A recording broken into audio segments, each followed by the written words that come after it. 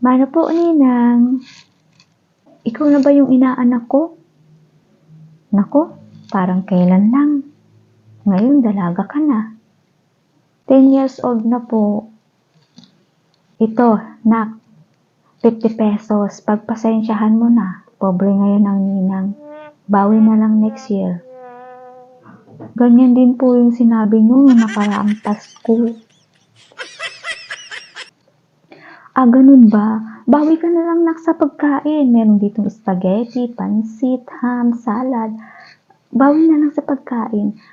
Ano, gusto mo ba? Ipaghahanda kita.